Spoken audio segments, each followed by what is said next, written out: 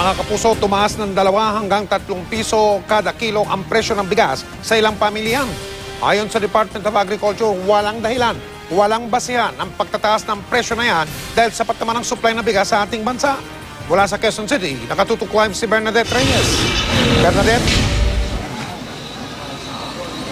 Mike, lumakas ang bentahan ng NFA rice dito sa Kamuning Market matapos tumaas ang presyo ng commercial rice. Mike, dito sa mga bigasan sa Kamuning Market, mapapansin natin na yung mga nagtitinda ng bigas, yung mga pinakamurang bigas yung unang nalilimas. Dito sa may bahagi dito, makikita natin na yung mga mahal na presyo ng bigas dito, puno pa. Pero pagdating dito sa may banda pa dito sa dulo, yung 35 pesos na bigas nila, yun yung madaling maubos. At sabi kanina nung isang nagtitinda dito, yun daw presyo na 35, wala pa raw rasyon na dumarating o wala pang bagong supply. At hindi nila sigurado kung kailan daw ulit sila magkakaroon ng supply dahil nga raw meron daw tinatawag na artificial shortage ng bigas. Tumaas ng 2 hanggang 3 piso ang presyo ng commercial rice sa Mega Q Mart sa Quezon City. Ang sinandoming na dating 33 pesos kada kilo, 35 na ngayon. Ang dinurado 3 piso kada kilo ang dagdag presyo.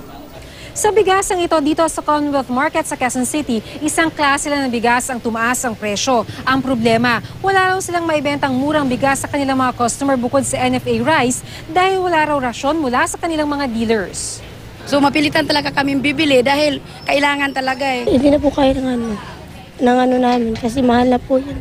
Sa Albay, 2 hanggang 3 piso ang dagdag singil sa commercial rice. Nag-iigpit na tuloy ng sinturon ng mga mamimili para mapagkasya ang budget. Nitong nakaraang linggo, sinabi ng Millers Association ng Bukawi na may rice shortage. Pero hinala ng mga magsasaka at ang Department of Agriculture, Millers ang nasa likod ng artificial shortage. Kung meron pong counting price increase sa commercial, ay hindi po dapat sobrang taas. Dahil meron naman pong enough supply. So, ang tingin po namin, meron pong ilang naipunan sila ng supply and gusto lang nilang ma-capitalize this time na makapagtaas. Pero alam niyo po, marami na pong area ang nag-harvest. Siguro po, yung 1-2 peso per kilo is mas reasonable po kasi galing po tayo sa lean months.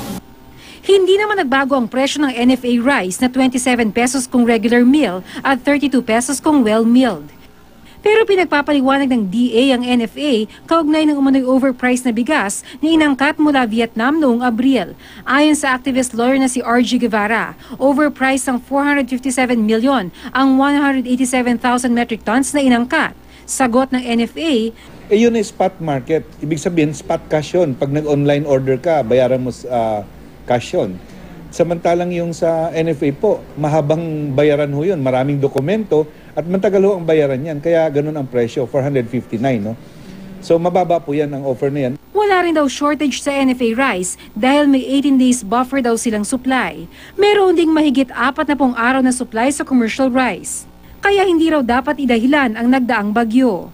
Sa Ilocos Norte kasi, 4 na piso ang tinaas ng commercial rice dahil sa kakulangan umano ng supply dahil sa sunod-sunod na bagyo. Aaksyonan naman daw ito agad ng Department of Agriculture.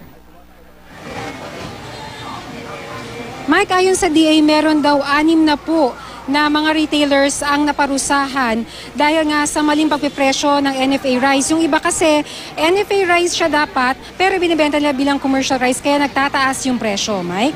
Maraming salamat, Bernadette Reyes.